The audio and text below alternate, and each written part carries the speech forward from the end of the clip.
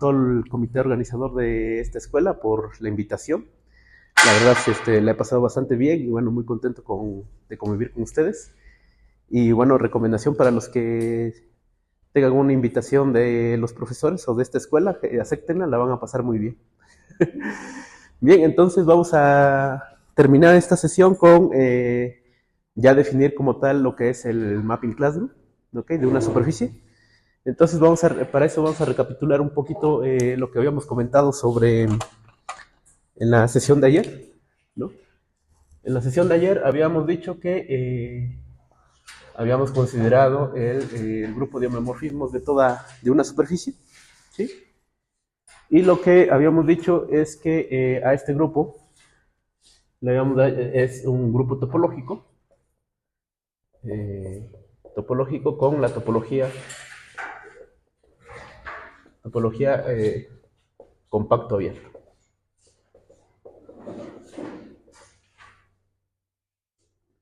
¿Sí? Compacto abierto, ¿ok? Era un grupo topológico con esa topología, ¿ok? Y no solo a eso, sino que tenía varias propiedades generales, ¿no? Por ejemplo, que además de eso, este espacio es Hausdorff, segundo numerable, ¿no? ¿Sí? Además era no numerable, es demasiado grande ese grupo. Y que además de esto era un grupo polaco. Era un grupo polaco. ¿Ok? Es decir, podemos construir una métrica en el grupo de homomorfismos de tal forma que esa métrica sea compatible con la topología compacto abierta, ¿no? Y además sea completa, ¿ok? Con esa métrica, ¿ok? Entonces, en sí mismo el grupo de homomorfismos es bastante interesante, ¿ok? De hecho, hay preguntas abiertas todavía sobre el grupo de homomorfismos de superficies, ¿ok? Incluso sobre el grupo de homomorfismos del círculo. Ahí todavía hay preguntas abiertas. Entonces, en sí mismo, los grupos de homomorfismos de estas dos variedades son bastante interesantes en sí. Entonces, ¿qué es lo que vamos a hacer ahora? Vamos a construir el camino que nos va a llevar a definir el mapping classroom de una superficie. ¿Okay? Entonces, para esto voy a tener que hablar de lo que es isotopías versus componentes conexas por trayectorias. Entonces, isotopías versus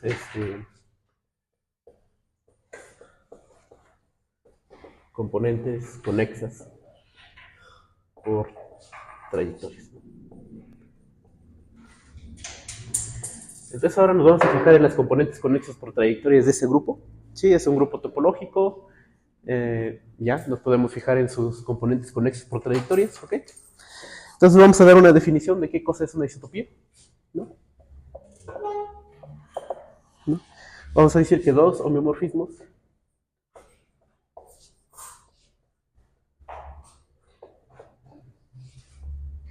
F y G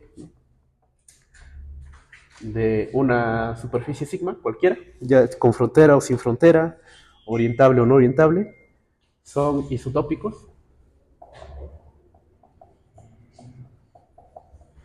¿no? Son isotópicos si, ¿qué pasa? Si existe una función continua,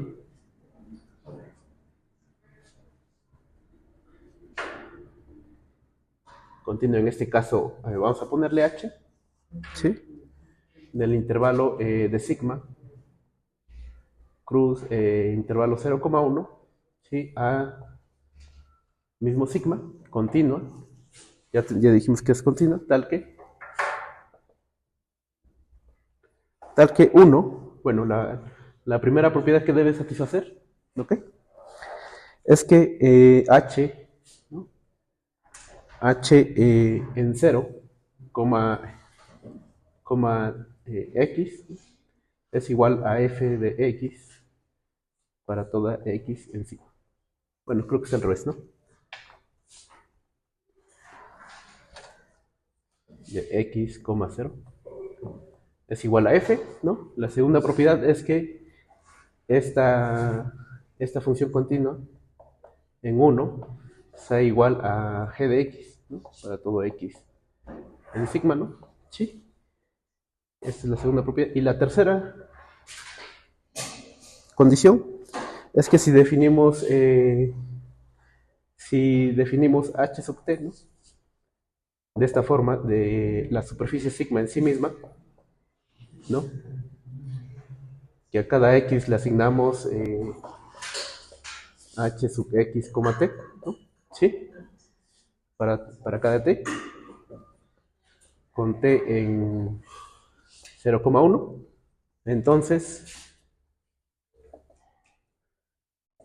también esta h sub t va a ser un elemento del grupo de homomorfismos. ¿Sí?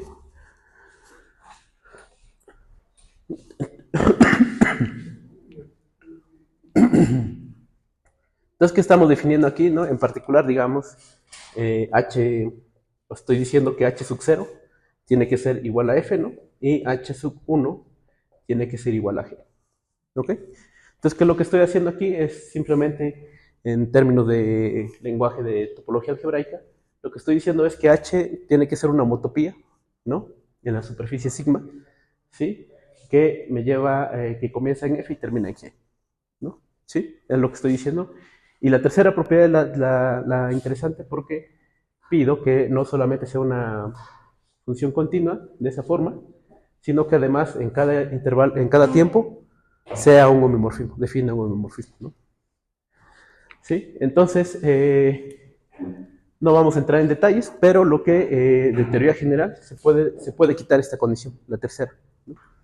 Puedo decir que toda homotopía, ¿no? Es una isotopía. ¿Ok? Esos son teoremas ya un poco más delicados de la teoría de superficies, ¿no? Entonces, pero no lo vamos a mencionar acá. ¿Ok?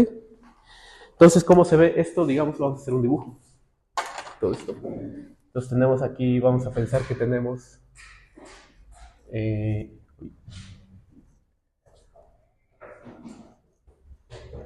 ¿no? Por aquí tenemos a sigma, ¿no? Y aquí tenemos el intervalo 0,1, ¿no? ¿Sí? Y entonces en cada intervalo, digamos, en el intervalo 0, digamos, aquí tenemos a h sub 0, que en este caso tendría que ser f, ¿sí? En cada intervalo de tiempo, ¿no?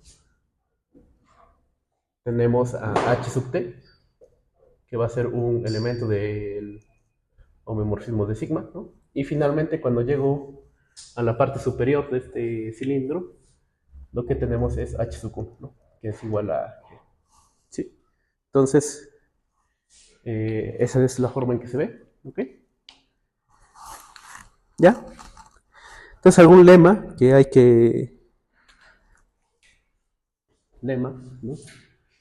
Que vamos quizá a utilizar, ¿no? Esto es lo que... Entonces, la función evaluación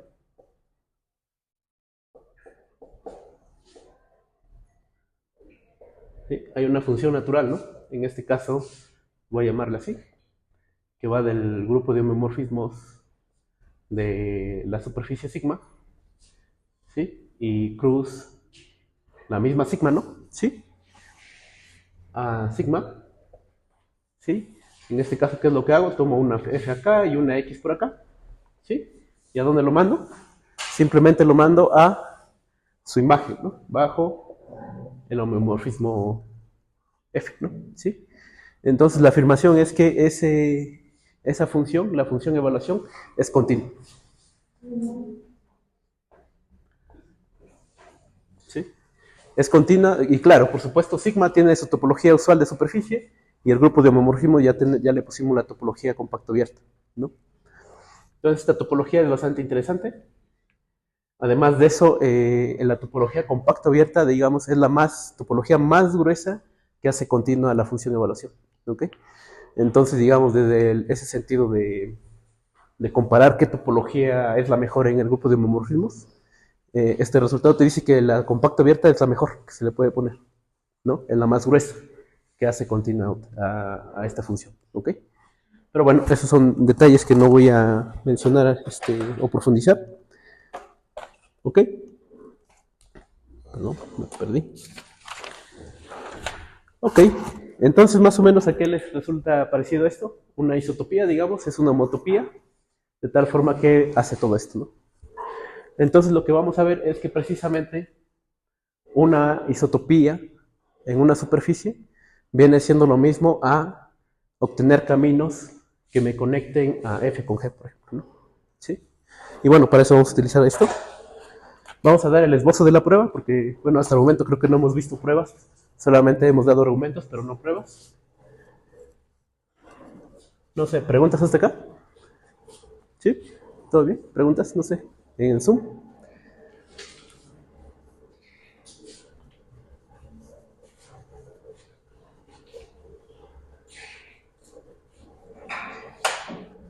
Ok. Entonces vamos a enunciar ese resultado. Ok.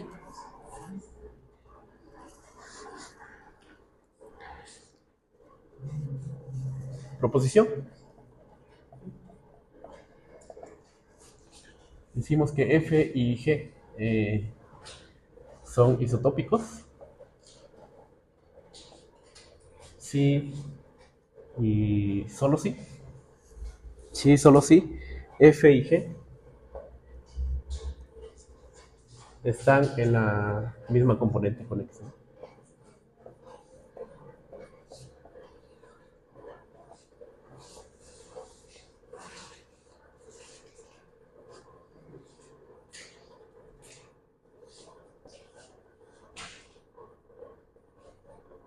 ¿Sí?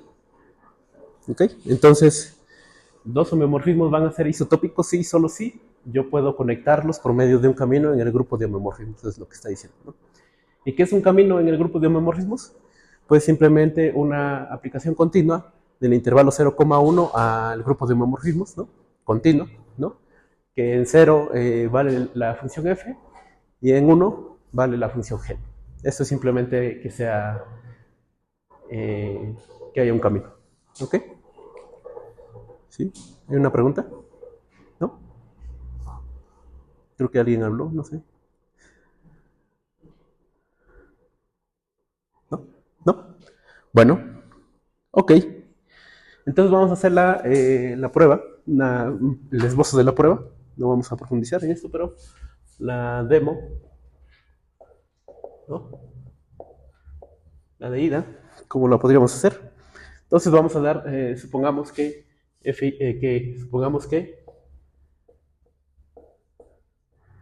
que precisamente h de sigma cruz 0,1 a sigma es una isotopía, ¿no?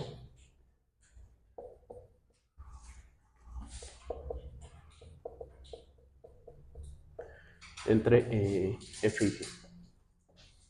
¿Sí? Entonces, ¿cómo definimos el camino? ¿No? Entonces, definamos el camino. Definamos L del intervalo 0,1. ¿A dónde lo vamos a definir? Al grupo de homomorfismos de la superficie sigma, ¿no? ¿Y cómo lo vamos a definir? A cada t lo mandamos a... ¿Todo bien? ¿Todo bien? Ah, ok. Ah, bien. Bueno.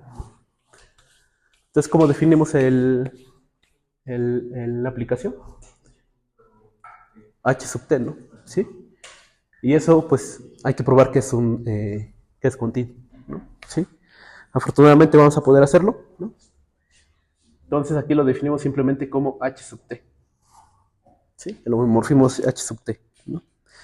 Entonces vamos a tomar, entonces tomemos aquí, tomemos K, su conjunto de sigma compacto, y U, su conjunto de sigma abierto, ¿no? Entonces vamos a calcular cómo se ve LA menos, la imagen inversa de este abierto en la topología compacto abierta, ¿no? ¿Sí? Entonces, por definición, ¿cómo se ve? Simplemente son todos los elementos, ¿no? en 0,1, de tal forma que h sub t, evaluado en ¿en dónde? En K, ¿no? Está contenido en U. ¿Sí? Eso es por definición, ¿no? Entonces desglosamos esto, ¿no? Voy a aprovechar mucho que h sub t es un homeomorfismo, ¿no? Entonces esto es igual a que t, elemento en 0,1, de tal forma que en este caso h, ¿no? Regreso a la homotopía de K cruz el intervalo, bueno, t, esté contenido en U, ¿no? Y yo ya sé que como esto es continuo, ¿no? Puedo tomar imagen inversa sin problema, ¿no? Entonces obtengo que 0,1 tal que K cruz t esté contenido en h a la menos 1 de U, ¿no? Yo ya sé que esto es como por continuidad de h, esto es abierto, ¿no?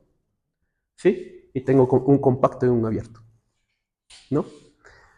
Entonces, ahora, ¿qué va a pasar si, por ejemplo, tengo un T0 acá, ¿no? ¿No? ¿Sí? Entonces tengo un T0 ahí, esto, K cruz T0 va a estar contenido, ¿ok? Entonces tengo este compacto metido en este abierto, entonces por el lema del tubo, ¿no? Puedo agrandar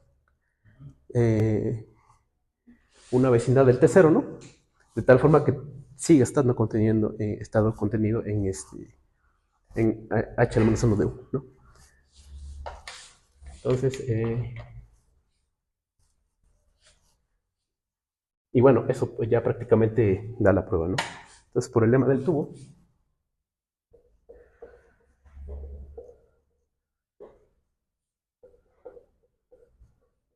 existe W sub T0, ¿no?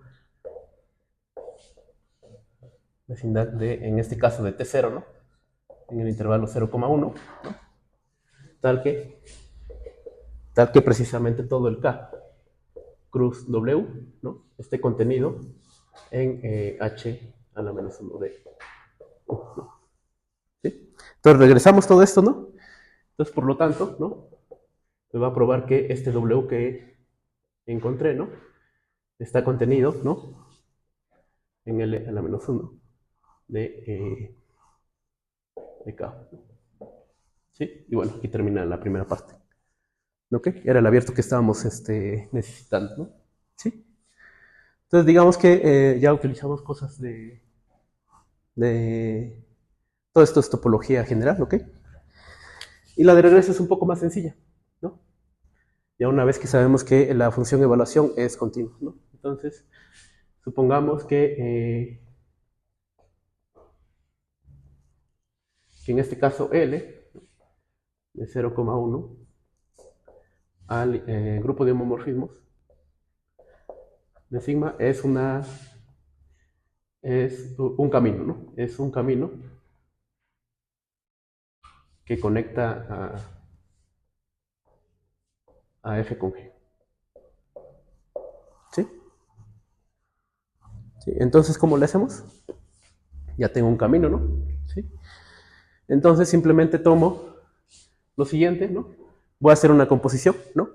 Voy a multiplicar esto por producto cruz con sigma, ¿sí? Simplemente entonces hago lo siguiente. Aquí me tomo sigma cruz 0,1, ¿sí? Y esto lo mando a sigma cruz el grupo de homomorfismo. Creo que lo hubiera hecho al revés, ¿no? De sigma. Bueno, salvo un cambio, ¿no? ¿Sí? Entonces aquí, ¿qué función estoy considerando? Simplemente estoy considerando la identidad, ¿no? ¿Sí? Cruz L. ¿Sí? Y ya tengo esta función, ¿no? Entonces aquí, ¿a quién voy a aplicar? La función evaluación, ¿no? La que yo tenía, ¿no? Y llego a sigma, ¿no? ¿Sí? Entonces, ¿cuál es la homotopía que estoy, o la isotopía que estoy buscando, ¿no? Simplemente la composición de la evaluación seguida de esta función, ¿no? Entonces, H, la que me funciona, es simplemente, tengo que primero aplicar la evaluación y luego la identidad cruz L, ¿no? De esa forma, ¿no? Esta es la isotopía, ¿no? Es isotopía, ¿no? Y bueno, aquí termina la prueba, ¿no? Ambas son continuas, el producto es continuo, ¿no? La evaluación es continua, tengo la continuidad de esa función h, ¿no? ¿Ok? Muy bien. Ya, entonces, cuando digamos, veamos la definición de... ¿okay? Y bueno, un teorema que de hecho ya es un poco más profundo de la teoría de superficies, es que precisamente el, las componentes conexas por trayectorias coinciden con las componentes conexas. ¿Ok? Son exactamente lo mismo. ¿Ok? Entonces las componentes conexas por trayectorias son abiertos y cerrados en el grupo de homomorfismos. ¿Ok? Entonces vamos a anotar eso nada más para que lo tengamos. No vamos a dar la prueba, por supuesto, porque eso lleva su tiempo. Entonces, esto sí es un teorema, ¿no? Las componentes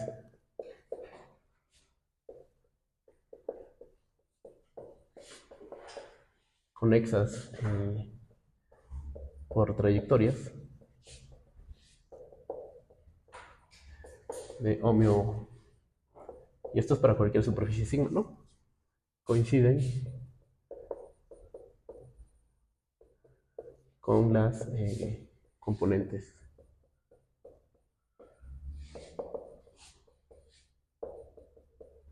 conexas. ¿Ok? Entonces, si hay algo que hacer ahí, ¿no? Se puede dar una prueba elemental, ¿no? Utilizando el método de Alexander, ¿no? Pero, bueno, eso lo vamos a dejar para otra ocasión.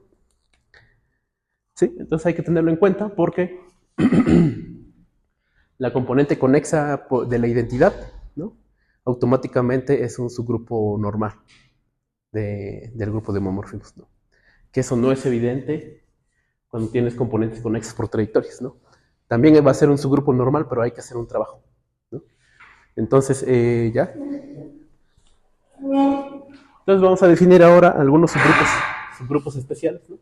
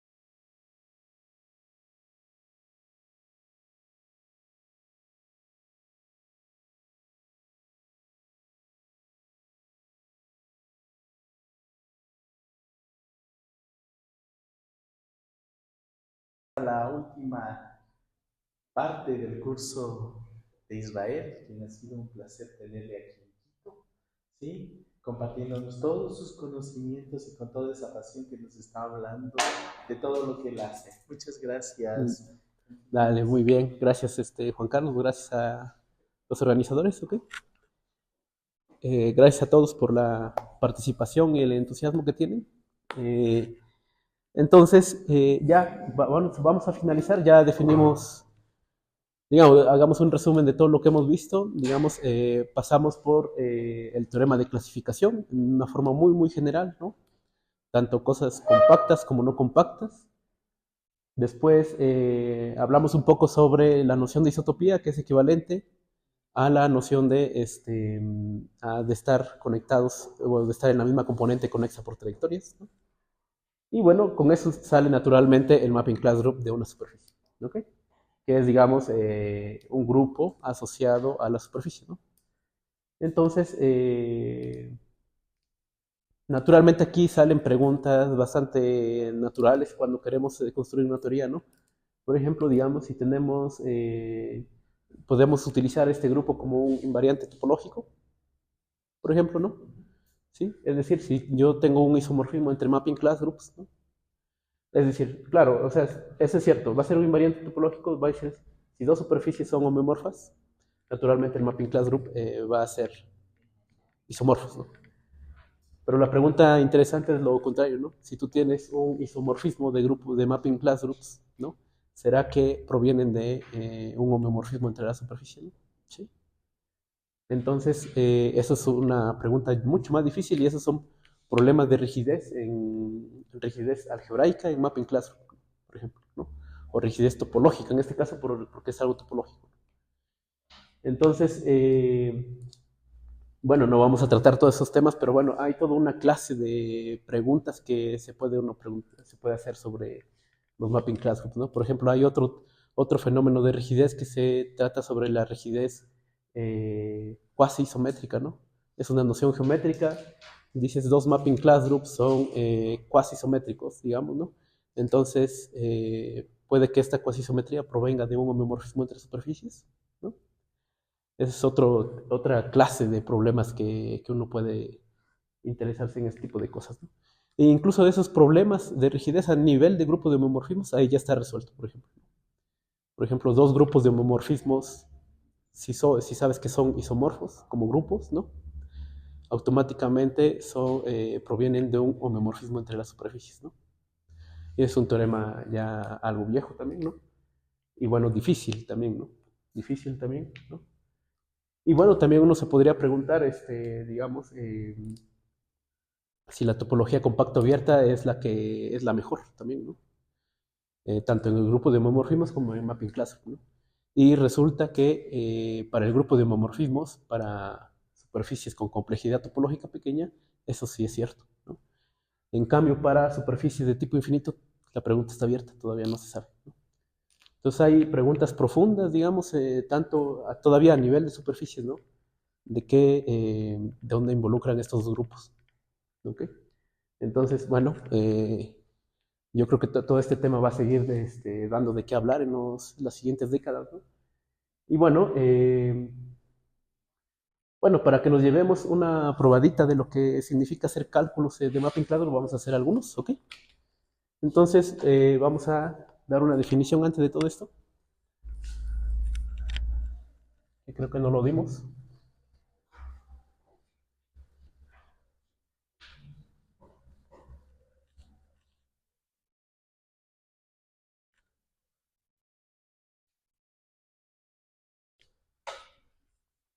Ya, muy bien. Entonces, esto va a ser una definición.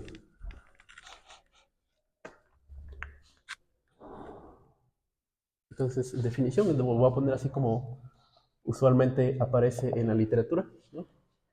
Decimos que una superficie sigma es de tipo finito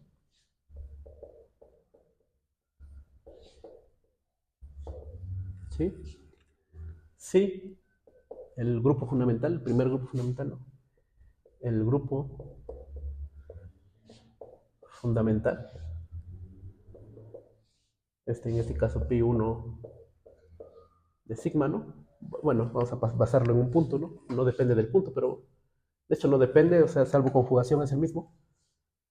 Es finitamente general.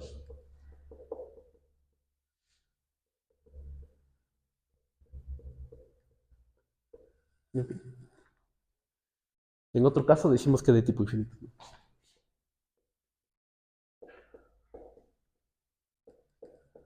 Sigma es de tipo infinito.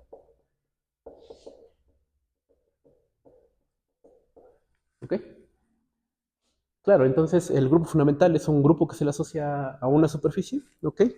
Que básicamente son clases de isotopía, clases de homotopía de lazos basados en un punto, ¿no? Salvo deformaciones, eso va a formar un grupo, ¿ok? Con la operación concatenación de caminos, ¿no? Entonces, ya, nos preguntamos cuándo ese grupo es finitamente general, ¿no? Es decir, tienes una cantidad finita de elementos que cualquier otro elemento lo puedes escribir como productos de esos elementos, ¿no? ¿Sí? Entonces, en general, casi siempre el grupo fundamental de una superficie es infinito, ¿no? Pero, afortunadamente, con el teorema de clasificación de superficies, nosotros conocemos todas las superficies que son de tipo infinito, ¿no? Entonces, esta es una proposición, o bueno, o teorema, no sé, bueno, proposición vamos a ponerlo porque realmente es una consecuencia del teorema de clasificación, ¿no? Sigma es de tipo infinito, de tipo finito, si y solo si. ¿Qué va a pasar? La primera propiedad, ¿no? Si, solo si el género de la superficie es finito. El género, ¿qué otro invariante? El componente frontera, ¿no? B de sigma. Y el otro invariante, que es el espacio de fines, son finitos. ¿Sí? Entonces, automáticamente una superficie va a ser de tipo finito, sí, solo sí. Tiene género finito, tiene un número finito de componentes frontera, ¿no? Y tiene espacio de fines finito también, ¿no? Entonces, una forma fácil de probar esto es, digamos, si alguno de estos es infinito, ¿no? Entonces puedes probar que el grupo fundamental es infinitamente general, ¿no? Para el caso de regreso es difícil, ¿no? Es un poco más laborioso, pero todavía se puede con el teorema de clasificación, ¿ok? Entonces, en particular, ¿no? O sea, la pintura que hay que describir acá es que si sigma es de tipo finito, entonces sigma es homeomorfa, ¿no? A una de estas superficies que habíamos dicho, ¿no? O bien es una superficie de género G con B componentes frontera y N punchaduras, ¿no? O bien es una superficie no orientable de género G con B componentes frontera y N punchaduras. ¿Sí? Alguna de ellas es. ¿Ok? Entonces, todas las superficies de tipo finito se conocen y son alguna de estas. ¿Sí? Que corresponde, digamos, casi con el teorema de clasificación, salvo porque te pueden aparecer cosas no compactas, ¿no? ¿Sí? Cuando quitas puntos. ¿Okay? Entonces, básicamente lo que se ve es que una superficie tipo finito, ¿no? Se ve con género, ¿no? Con algunas componentes frontera por ahí. ¿Sí? ¿No? Y con algunos motes por ahí, puntitos. El mote. Okay. Ahí están unos puntitos por ahí, ¿no? ¿Sí? Entonces, básicamente cualquier superficie tipo finito se ve así. ¿Ok? ¿Ya? Entonces, resulta que va a haber dos mundos. Digamos, dos mundos que digamos va a ser los mapping class groups clásicos y los mapping class groups o big mapping class groups. Entonces aquí vamos a hacer lo siguiente. Aquí vamos a poner aquí sigma. Sigma va a ser una superficie de tipo finito. ¿Sí? Y por acá de este lado vamos a poner a sigma superficie de tipo infinito. ¿Ya? Tenemos dos mundos, ¿no? Dos clases, ¿ok? Por un lado tengo el mapping class group de... vamos a ponerlo así, ya me estoy traicionando a mí mismo. Mapping class group de sigma, ¿no? Que en este caso, cuando la superficie de tipo finito, en la literatura se conoce como mapping class group clásicos, ¿no?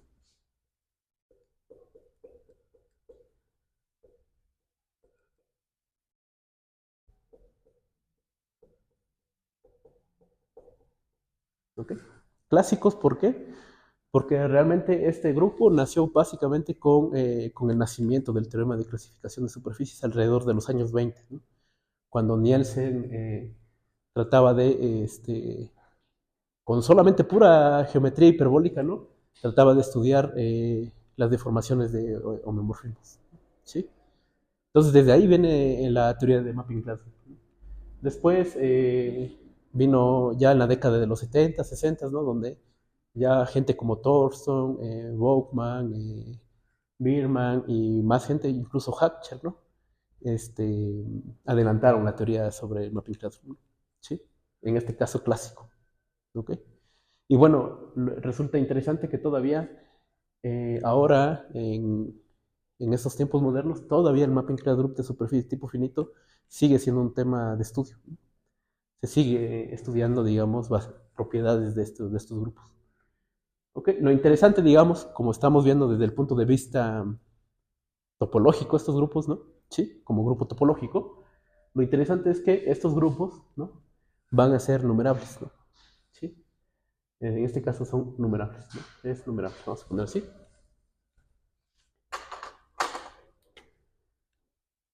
Es numerable, ¿no? En particular es finitamente general.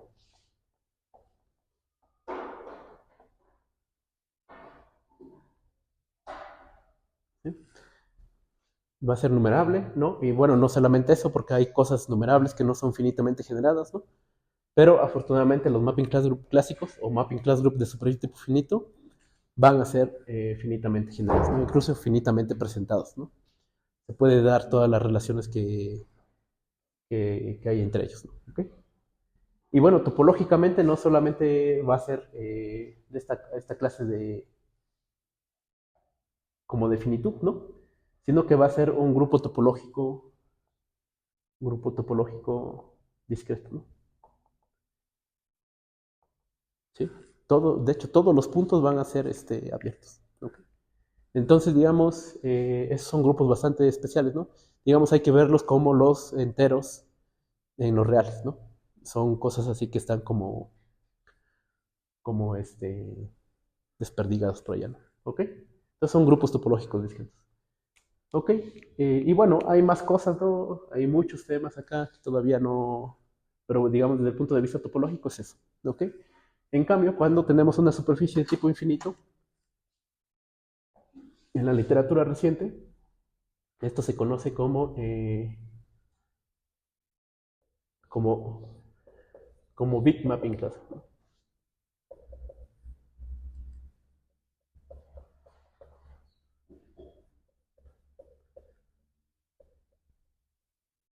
¿Sí?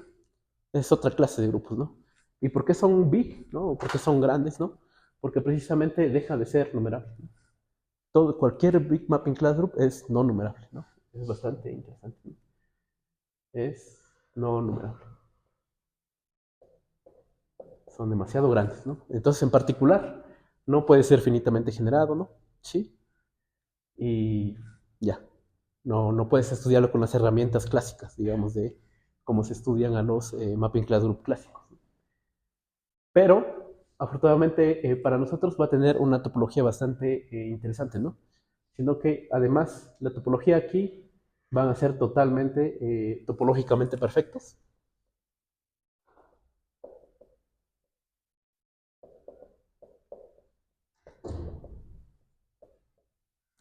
¿Qué quiere decir eso? ¿No? Que cada punto va a ser punto de acumulación. Hay que pensar en el Cantor, digamos, ¿no? Donde todos los puntos en el Cantor son puntos de acumulación. ¿Ok? O pensar como a los irracionales, por ejemplo, ¿no?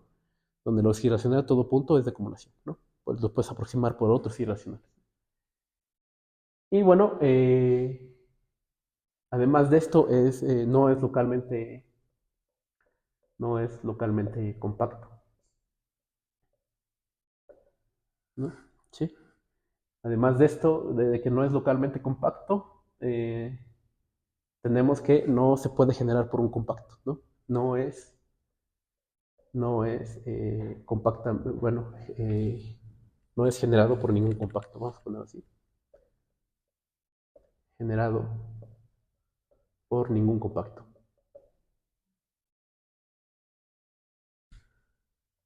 No, por compactos, no. ¿No? Entonces, a pesar de, o sea, después de, tenemos toda la clase de grupos, ¿no? La siguiente clase de grupos topológicos interesantes son los grupos que son que son generados por un compacto, ¿no? O son compactamente generados. Ahí todavía la teoría todavía está más o menos bien de grupos polacos, ¿no? Pero los Big Mapping Cloud Groups caen en algo fuera de eso todavía, ¿no? Entonces se hace un poco más complicado, ¿no? Entonces, digamos, aquí podemos seguir con la lista, ¿no? Pero lo que hay que remarcar aquí es que son dos mundos totalmente distintos. Por un lado tenemos lo clásico, digamos, donde podemos generar algoritmos, darle a la computadora que haga algunos cálculos y todo este tipo de cosas, ¿no? Lo va a hacer, ¿no? ¿Por qué? Porque eventualmente va a terminar, digamos, ¿no? Pero aquí ya no podemos hacer eso, ¿no? Sino que tenemos que utilizar la teoría como teoría descriptiva de conjuntos para poder estudiarlos, ¿ok? Entonces hay que pensar a los Big Mapping Classroom como los irracionales, digamos, y de hecho se prueba, ¿no? De hecho está probado que, por ejemplo, cualquier Big Mapping Classroom, ¿no? Es homeomorfo, ¿no? Es homeomorfo a el conjunto de los números irracionales, por ejemplo, ¿sí? Pero homeomorfo con su topología compacto abierta, ¿no? Pero no como grupo topológico, ¿no? Como grupos topológicos son distintos, ¿ok? Pero bueno, entonces nos da una idea de cómo más o menos son estos grupos, ¿ok? Entonces ya, son algunas propiedades generales de esto. Entonces ahora lo que vamos a hacer es, ahora sí, entrar en materia de cómo calcular los grupos. No sé si hay preguntas, comentarios. ¿Sí, no?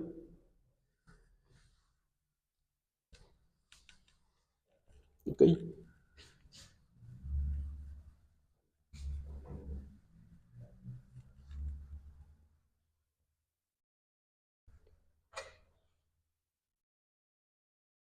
Ya, muy bien. Entonces vamos a comenzar con lo siguiente, con algunos cálculos, ¿no?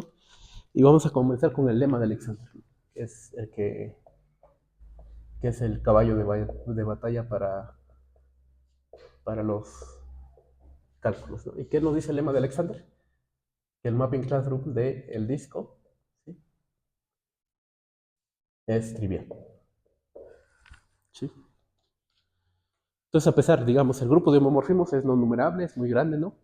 Pero cuando nos quitamos toda la información irrelevante, nos quedamos con el mapping classroom, ¿no?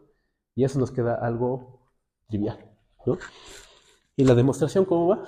Es un dibujo de realmente, ¿no?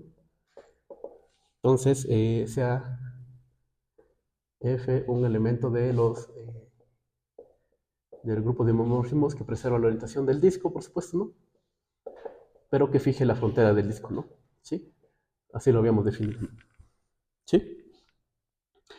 Entonces lo que vamos a hacer, vamos a definir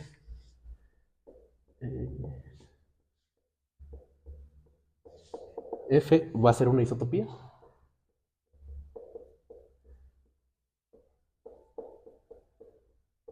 por lo siguiente, ¿no? ¿Cómo?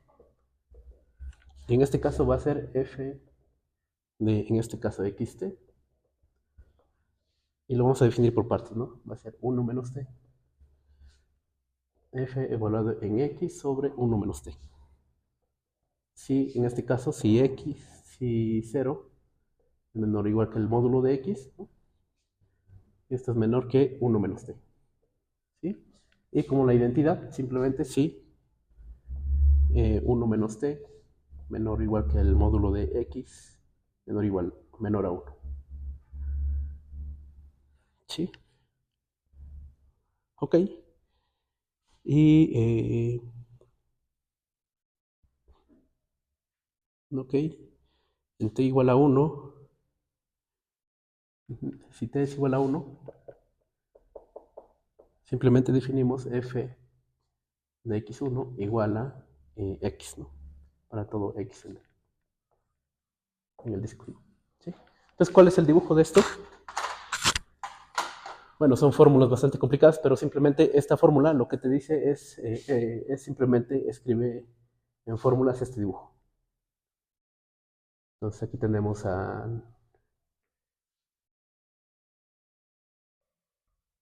D2 cruz, bueno, del disco cruz 0,1, ¿sí? Por aquí está D2, ¿no? Aquí está el intervalo 0,1, ¿sí? Ahí tenemos, ¿no? Eso, y lo que vamos a definir es una isotopía, ¿no?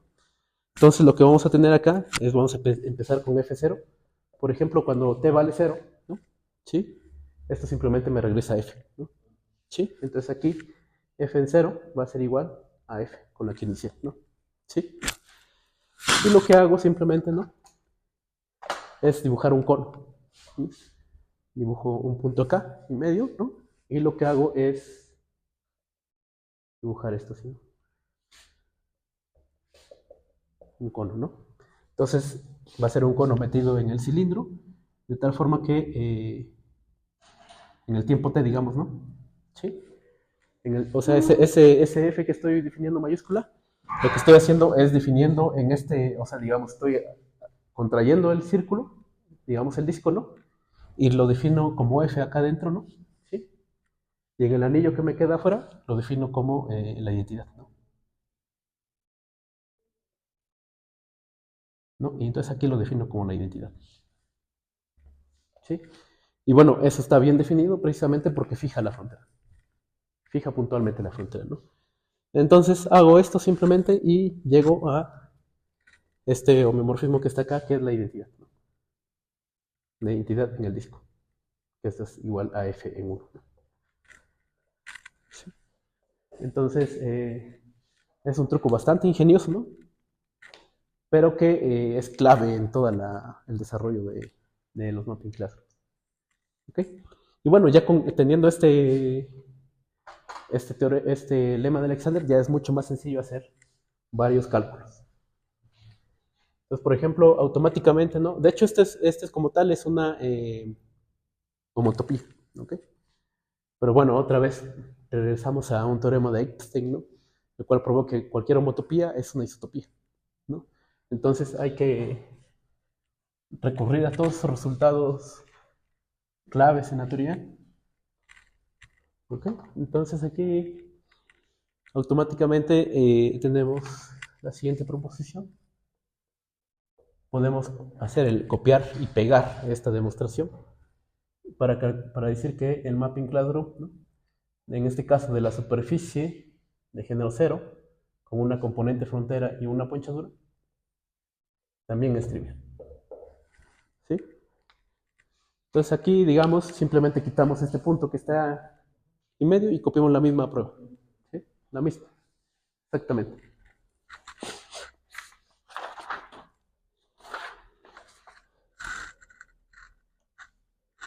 Ya seguimos. Ahora podemos hacer también el cálculo del mapping classroom, también de la esfera, por ejemplo. ¿Okay? ¿Cómo lo podríamos hacer? Entonces lo que vamos a hacer es tratar de reducir el problema a utilizar el método, el lema de Alexander, ¿no? ¿Cómo lo hacemos? Entonces, este es las ideas de la prueba, ¿no? De 1. Entonces sea F un homeomorfismo que preserva la orientación de S2, ¿no? Aquí no tengo frontera, no me preocupo por ello, ¿no? ¿Sí? Entonces tomemos alfa en S2, ¿no? Una curva cerrada simple.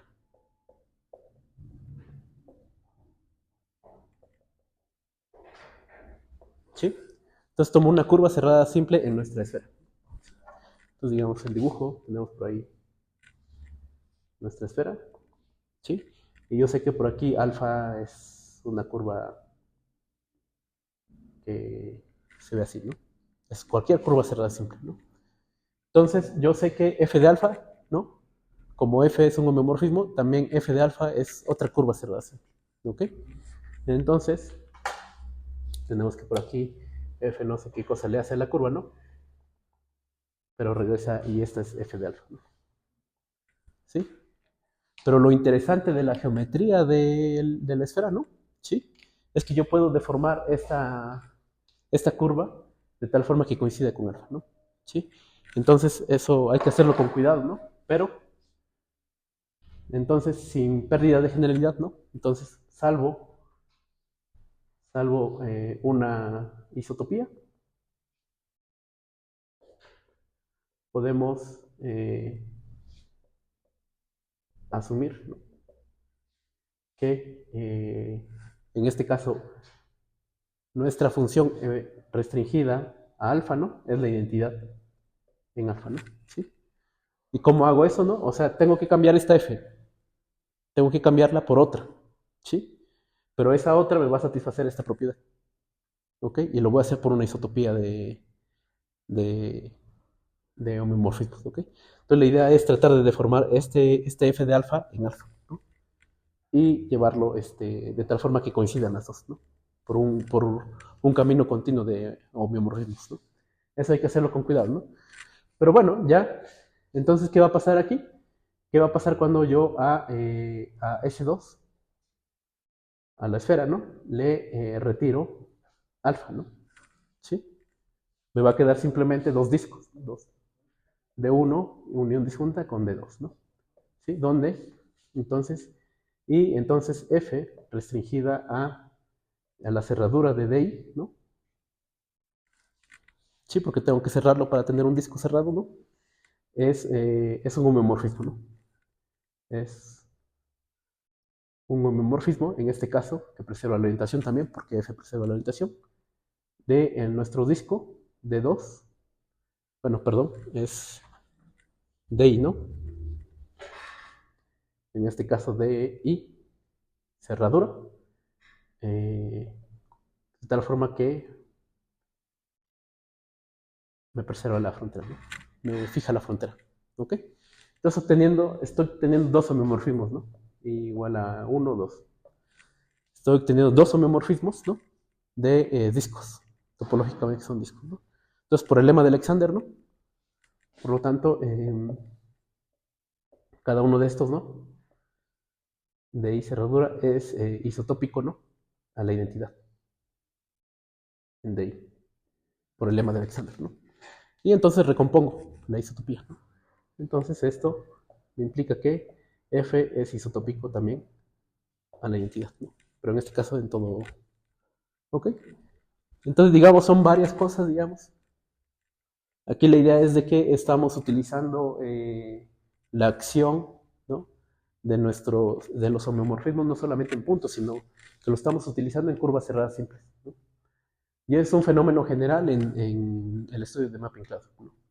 Para hacer cálculos, para hacer cualquier cosa, siempre nos fijamos en cómo mueve las curvas, ¿no? Para poder obtener resultados de este estilo. Ok, no sé si hay preguntas, comentarios.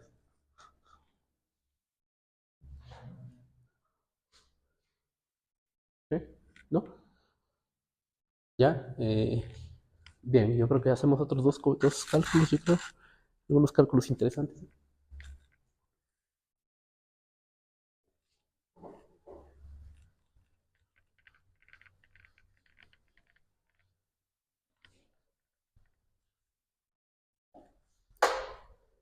Otro cálculo que también está bueno, ¿no? Entonces, vamos a hacerlo así. Ajá. Otra proporción acá. El mapping classroom, en este caso vamos a pensar en S0, 0 componentes de frontera y 2 ponchaduras, ¿no? ¿Sí? podemos ver, y bueno, esto es isomorfo a Z2, ¿no? Al grupo que tiene solamente dos elementos, ¿sí? Entonces aquí como, pues, bueno, podemos hacerlo de varias formas, ¿no? Tenemos aquí, podemos ver lo que simplemente es la esfera con dos puntitos por ahí, ¿no? P1 y P2 removidos, ¿no? Esto es igual a S002, ¿no? ¿Sí? Ok, entonces vamos a definir un homeomorfismo. Hay un homeomorfismo natural, ¿no? ¿Sí?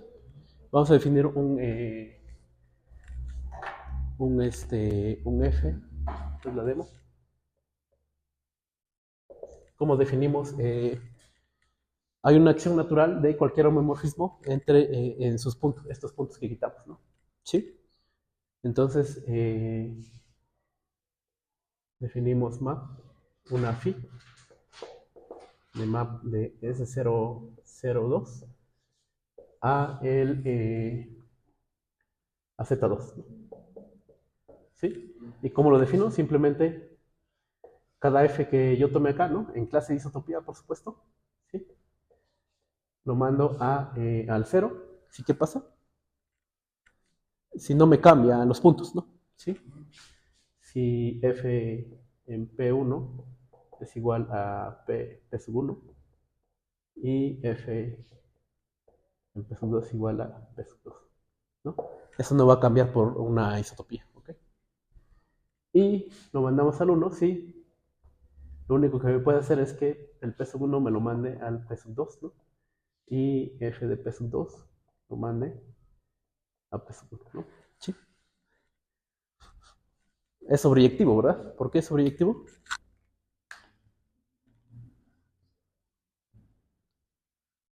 Va a definir bien un homomorfismo de grupos, ¿no? ¿Sí? ¿Cómo lo hacemos? Entonces simplemente utilizamos una rotación, ¿no? ¿Sí? Entonces, digamos, la rotación que digamos que es por pi, ¿no? Que me cambia este punto con ese punto, ¿no? Va a ser un homomorfismo que cae en 1, ¿no? Bajo phi, ¿no? Entonces esto es un homomorfismo sobreyectivo.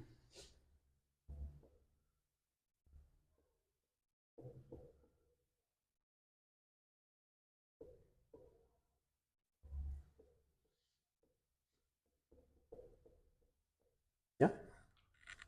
¿Bien? Ok. Ya tenemos un homomorfismo sobreyectivo, entonces quisiéramos que ese homomorfismo que ya es sobreyectivo, quisiéramos que fuera inyectivo, ¿no? Entonces la afirmación aquí es que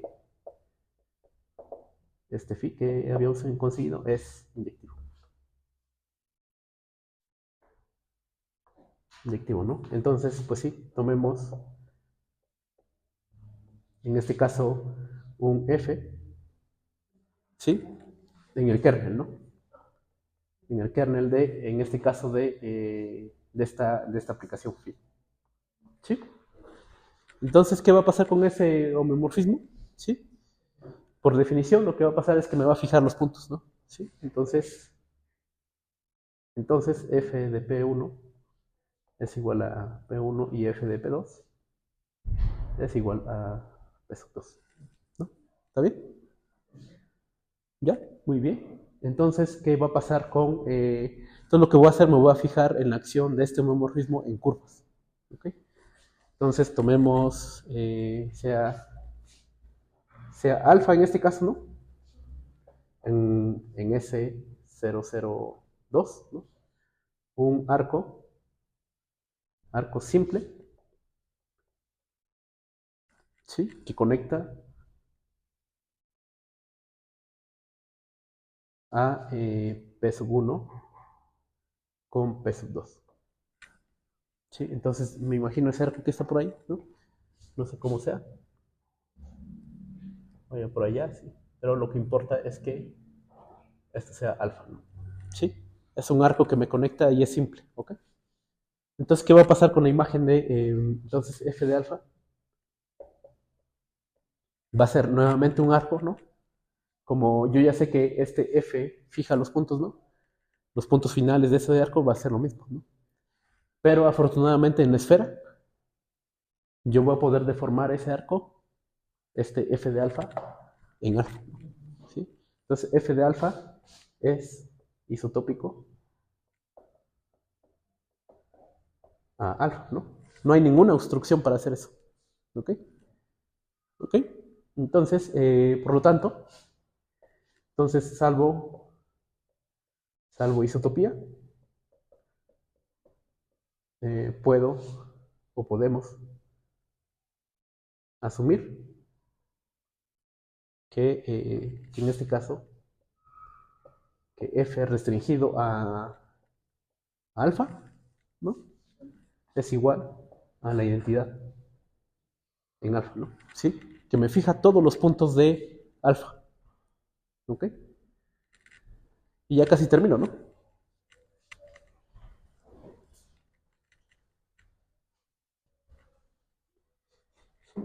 ¿Cómo finalizo la prueba? ¿Cómo podría? Entonces lo que hacemos ahora es fijarme, ¿no? Entonces, vamos a llamarle sigma, la superficie que se obtiene de cortar, ¿no? De cortar, en este caso, a S002, ¿no? A lo largo de alfa, ¿no? Entonces, ¿qué es lo que hago, no? Tengo por aquí la esfera. Vamos a pintarlo así igual.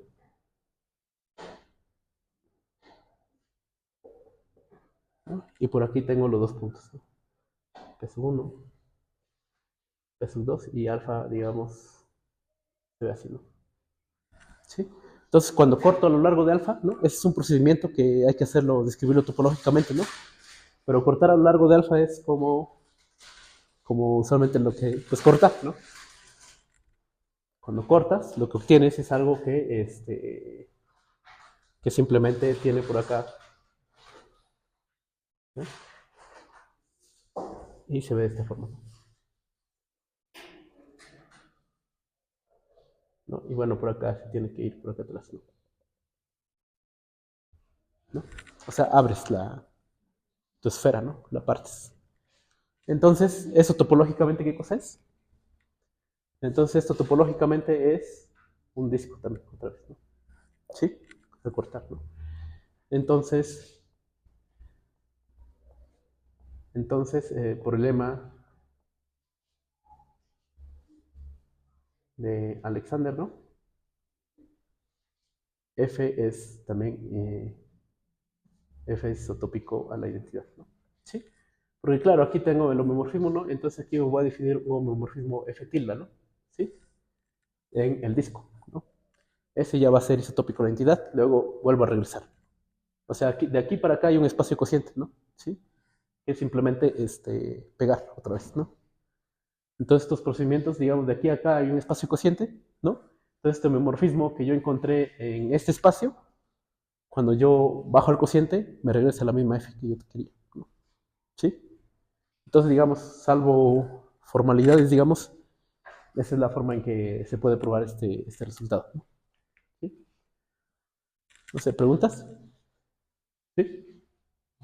¿No? ¿No? ¿Ya?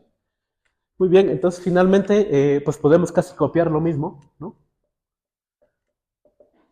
Para hacer el cálculo, ¿no? De el mapping class group, en este caso de la superficie, ¿con cuántas ponchaduras clic, no?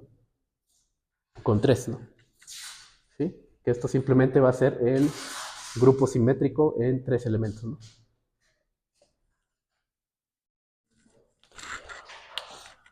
Que esto simplemente viene de la permutación de los 3 posibles puntos que tienes, ¿no? Y bueno, ahí, ¿por qué podemos hacer eso? Porque precisamente acá otra vez, ¿no?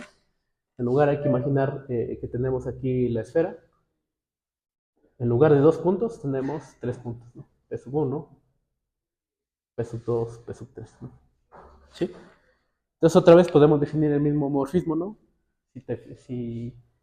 Claro, va a haber una rotación. En este caso lo tienes que fijar a lo largo de un punto, ¿no? ¿Sí? Y puedes intercambiar P1 con P3, ¿no? Y lo mismo P2 con P3, y bueno, puedes obtener, y entonces vas a obtener un homomorfismo de grupo sobreyectivo. Para la inyectividad, otra vez, tienes un homomorfismo que fija los 3 puntos, ¿no? ¿Sí? Tomas un arco ahora, ¿no? Que te une a P3, digamos, con P2, ¿no? Y lo interesante aquí que, aunque tienes un punto fuera, ¿no? Donde posiblemente haya obstrucción, ¿no? Hay suficiente espacio del otro lado para poderlo deformar. Ese arco en sí mismo, ¿no? Y eso te da la prueba de esto también. Entonces, digamos, pero ya cuando agregas otro punto, ahí ya hay problemas, ¿no? Ya el argumento no funciona para la inyectividad, ¿no? Porque ya no puedes mover los arcos como tan fácilmente, ¿no? Entonces, ya. Bien. Yo creo que vamos a finalizar con, no sé, ¿tenemos 10 minutos todavía? Sí. 10, ok. Y ya finalizamos precisamente con uno de los cálculos más bonitos que hay, ¿no? Bueno, ya estos ya son interesantes, bonitos.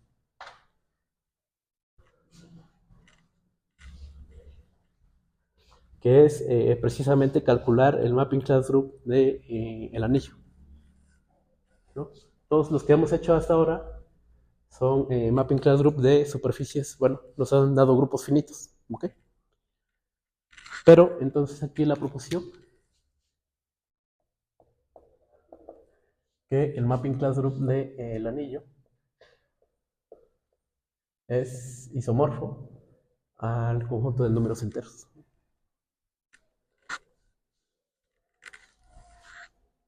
Entonces, ¿cómo lo vamos a hacer? La demo.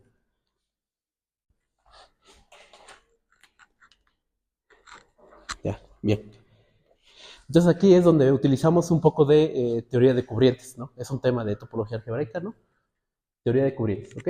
Entonces, pero viene muy natural con lo que sabemos de superficies, ¿no? Entonces la demo sea, en este caso A, tilde, simplemente el espacio R cruz 0,1, ¿no? Y P, ¿no? Hay una aplicación natural de esta banda, ¿no? Al anillo.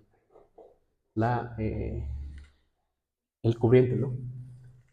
La aplicación cubriente universal.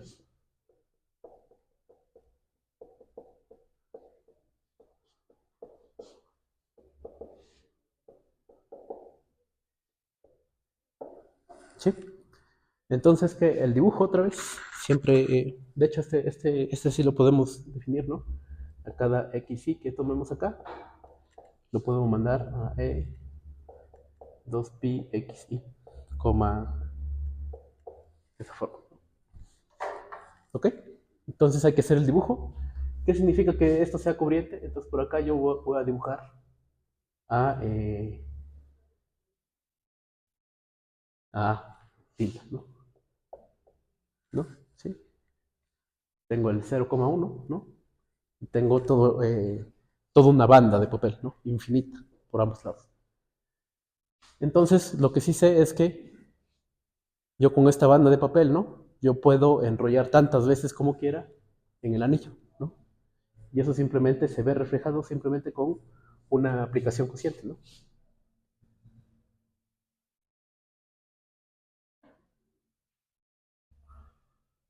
Bueno, son 1, 2, 3. Acá. Tuve que haberlo pintado un poco más arriba. Bueno, voy a pintarlo así. Ahí está, ¿no? Sí. Entonces, esta aplicación cociente simplemente lo que te dice, ¿no? Sí. Se llama cubriente universal porque precisamente este espacio, ¿no? Tiene grupo fundamental trivial. ¿Sí? Y bueno, este cubriente, ¿no? Lo que hace es como cortar a lo largo de esto, ¿no? Y ver muchas copias de esto, ¿no? ¿Sí? Entonces vemos acá, digamos, en este acá, vemos el levantamiento de este pedacito, ¿no? Bueno, tendremos que desdoblarlo, ¿no? Tendríamos que verlo hasta por acá, ¿no? ¿Sí? Es el primer desdoblamiento de nuestro anillo. Y después sigue apareciendo, ¿no? El desdoblamiento, ¿no? ¿No? Entonces, ya es un cubrimiento universal. ¿Okay? Entonces viene muy de la mano con la naturaleza, ¿no? Tenemos una cantidad infinita de papel, lo enrollamos en un cilindro. ¿Ok? ¿Ya? Entonces, ¿qué va a pasar si yo tomo un homeomorfismo? Un homeomorfismo de mi anillo. Que me fije la frontera. Entonces ya, vamos a hacerlo. Entonces vamos a poner sea F, un elemento del grupo de homomorfismos del anillo, de tal forma que me fije la frontera del anillo, ¿no? Que sea la identidad, ¿no? ¿Sí? Que preserve la orientación, por supuesto. ¿Ok? Porque hay cosas que invierten la orientación, ¿sí? Simplemente el anillo, pasarlo de adelante hacia atrás, ¿no? ¿Sí? Entonces, ¿qué va a pasar? ¿No? Entonces, eh, entonces F, ¿no? Va a definir un levantamiento del anillo, bueno, de la banda, levantamiento de F, ¿no? ¿Sí? Entonces por aquí tengo el homomorfismo F, ¿no? Que está actuando en el anillo. Entonces, por teoría de cubrientes, se va a levantar un homomorfismo F tilde, ¿ok? Y no solamente eso, sino que me va a preservar las fronteras, ¿sí? Entonces, ¿aquí qué significa que sea el levantamiento? Simplemente que P compuesta con F tilde va a ser igual a F compuesta con P, ¿sí? Va a ser conmutar un diagrama, ¿ok? Entonces ya tenemos el levantamiento y además, ¿no? Además, en este caso, cuando yo restringo ese levantamiento a R cruz 0, ¿no? Y F tilde restringida a R cruz 1, estos son levantamientos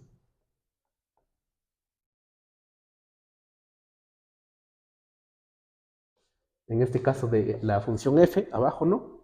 Restringida a, en este caso, a S1, cruz 0, y f restringida a S1, cruz 1. ¿Sí? Entonces me restringe, digamos, los homomorfismos en las tapas del anillo. También van a hacer, se van a levantar los homomorfismos, pero ahora de la frontera, de nuestra banda. ¿Ok? Entonces yo ya sé que, por ejemplo, ¿no? Yo ya sé cómo, en este caso, f en 0, 0 es igual al 0, 0, ¿no? ¿Por qué? Porque fija la frontera, ¿no? Fija los puntos de la frontera acá, ¿no? Entonces yo ya sé, entonces yo sé que f, el levantamiento de r cruz 0, necesariamente tiene que ser la identidad, ¿no? En r cruz 0. ¿Sí? Entonces, este f, aquí voy a tener f restringida, ¿no? Tilde crucero, ¿no? Y acá me está fijando el 0,0. ¿Sí? Entonces se va a ver como la identidad, ¿no?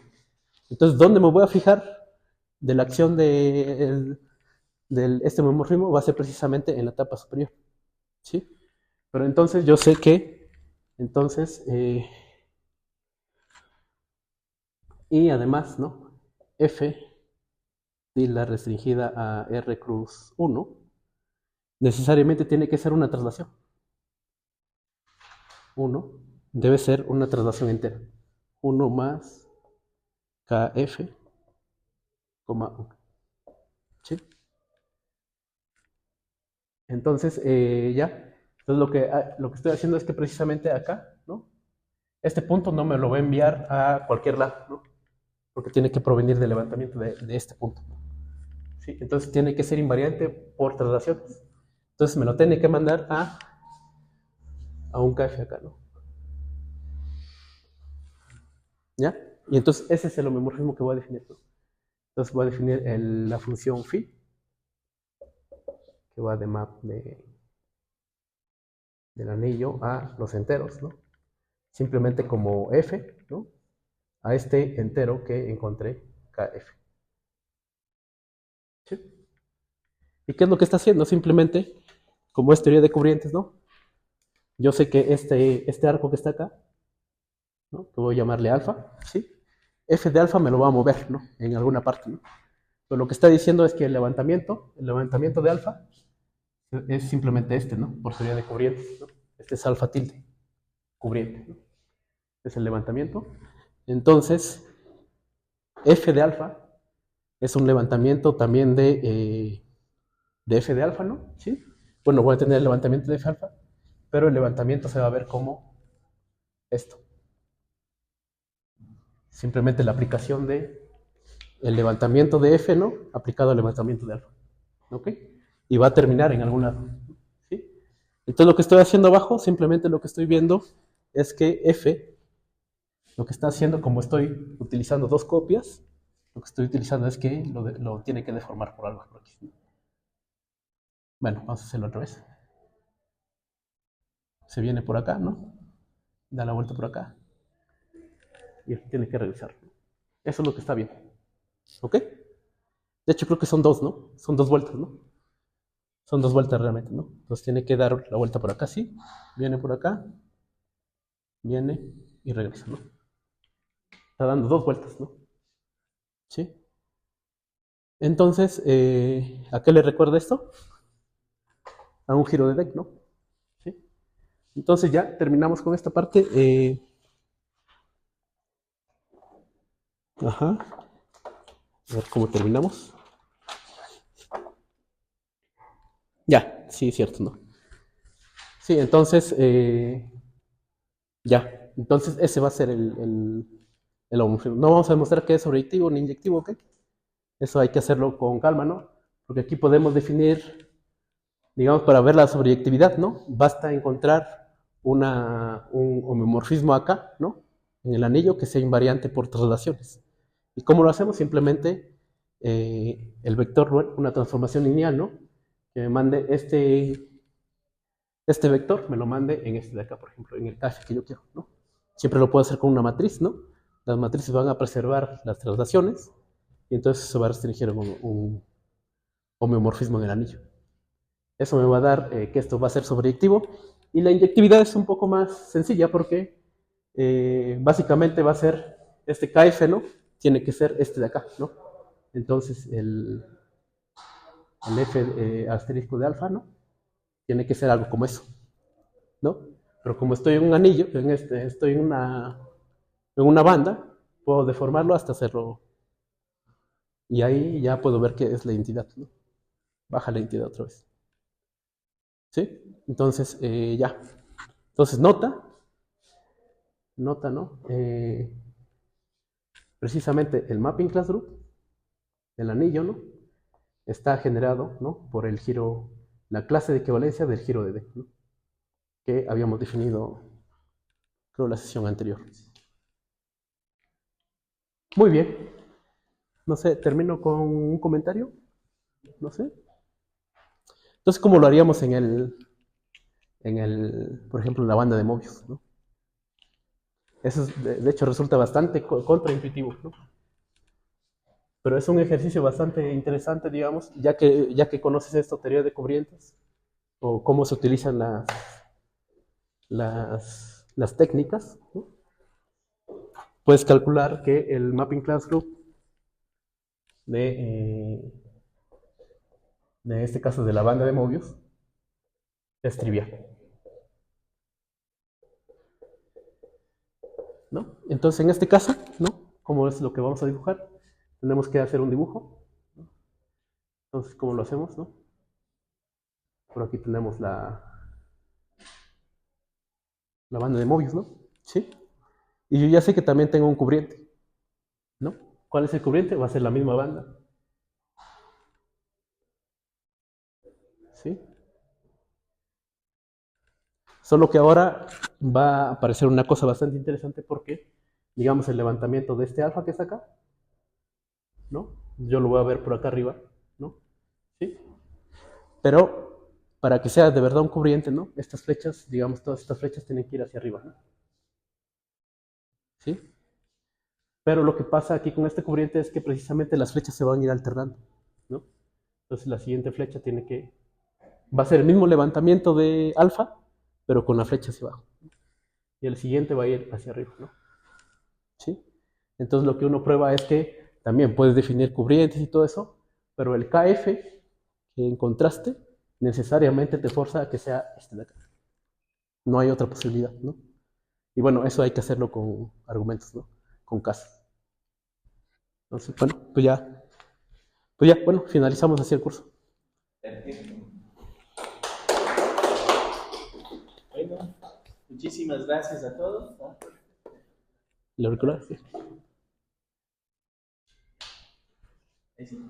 ¿Ya? Ok. Muchísimas gracias a todos, muchísimas gracias Israel por muy bien. acompañarnos esta semana desde Quito, Ecuador, con el curso. Okay. Sí, te agradecemos mucho, muchas gracias a todos. Les recordamos que la semana que viene presencialmente estaremos en el Centro de Matemáticas de la Universidad Central del Ecuador. El curso seguirá siendo de 8 a 13 horas y el día de mañana tenemos de manera virtual el curso de Ollane de 8 a 10. Muchísimas gracias, gracias Israel. No, muchas gracias por la invitación. Muchas gracias. Gracias chicos. Dale, gracias chicos por... Hago una foto con Israel. Sí, vamos. Sí, por favor. Hola.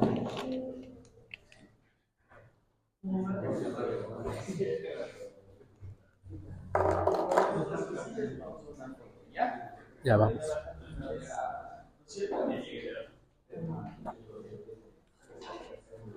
Vamos.